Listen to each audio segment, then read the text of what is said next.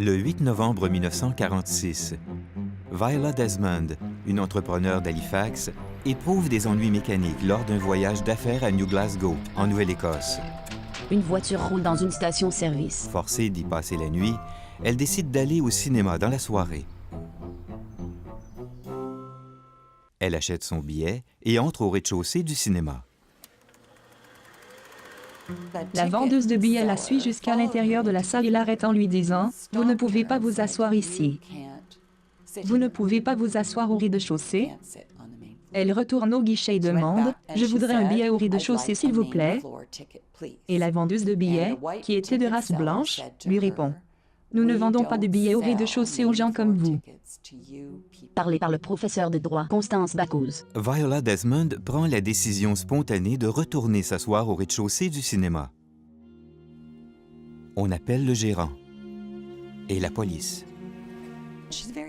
Elle est très délicate, très féminine, très élégante.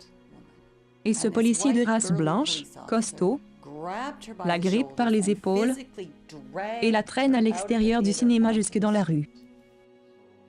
Voix de Mayan Francis, ancien lieutenant-gouverneur de Nouvelle-Écosse. Elle est jetée en prison et laissée là pendant 12 heures. Elle était probablement en état de choc. Je veux dire, abasourdie. Qu'est-ce que j'ai fait pour mériter cela? En 1946, Viola Desmond est une femme avant-gardiste. Elle possède un salon de coiffure, une école d'esthétique et sa propre gamme de produits de beauté. C'était une femme d'affaires prospère. Elle possédait sa propre voiture, son propre salon, sa propre école. Elle souhaitait élargir son entreprise dans toute la province. Mais malgré les réussites personnelles de Viola Desmond, le racisme et la discrimination continuent de porter atteinte aux droits de la personne des Canadiens et Canadiennes de race noire. Ségrégation signifie séparation, et les Noirs et les Blancs étaient séparés. Le racisme y était très évident aux États-Unis. Au Canada, le racisme y est très discret, Image d'archives de la misère. presque secret. Les communautés noires d'Halifax comme Africville sont négligées. Elles sont privées des services habituels que l'on donne aux communautés blanches. Les Noirs se voient refuser l'accès à certains commerces et la ségrégation existe dans plusieurs écoles et quartiers. Mais au Canada, les politiques racistes ne sont pas uniformes. Elles varient selon le moment, le lieu et le contexte. Constance Bacause. Certains Canadiens de race noire ont dit que c'était encore pire au Canada à certains égards parce qu'on ne savait jamais si le restaurant ou le cinéma où l'on allait serait ségrégé ou non. Après avoir passé la nuit en prison, Viola Desmond comparaît devant les tribunaux le lendemain matin. On ne la vise pas de ses droits, on ne lui dit pas qu'elle a droit à un avocat et elle est reconnue coupable d'avoir fraudé le gouvernement d'un sou. 1 sou. La différence entre la taxe d'amusement du rez-de-chaussée et celle du balcon. Personne n'a admis que c'était une question de ségrégation raciale. Il n'était question que de fraude fiscale. Viola Desmond en vedette dans les journaux. Viola Desmond porte le jugement en appel avec le soutien d'importants membres de la communauté noire d'Halifax.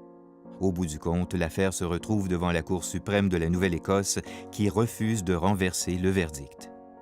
Elle se dit amèrement déçue. Cela a de graves répercussions sur elle.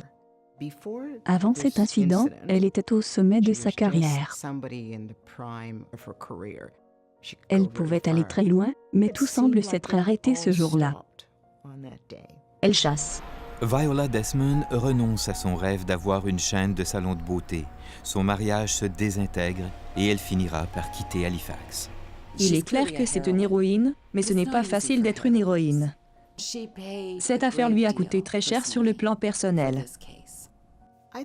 Je crois que Viola Desmond a eu un effet important sur l'inégalité raciale.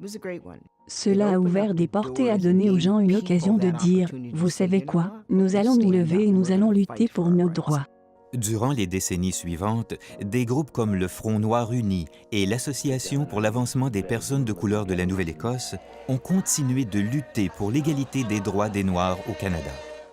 En 2010, la lieutenant-gouverneure Mayan Francis accorde à Viola Desmond un pardon absolu à titre posthume.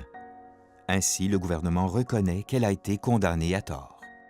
Il a fallu attendre toutes ces années pour qu'une femme de couleur la libère enfin.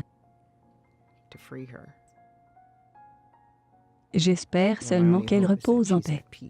Plutôt Mayan Francis détient la délivrance de pardon gratuit pour Viola Desmond. Logo à l'écran, Musée canadien pour les droits de la personne et du gouvernement du Canada, texte à l'écran, images d'archives, CBC Téléarchives Sayles, Communication Nouvelle-Écosse, Glambow Archives, de Halifax Sierra Limited, Tom Nimson, Steve Shaw, et la collection African-American Community of Northeast Missouri 1880-1960 de la Hannibal Free Public Library, Library of Congress, Archives de la Nouvelle-Écosse, Ministère de la Justice de la Nouvelle-Écosse, images du timbre, Imbre Post Canada, Wanda Robson, dont Timbrel, Vancouver Sun.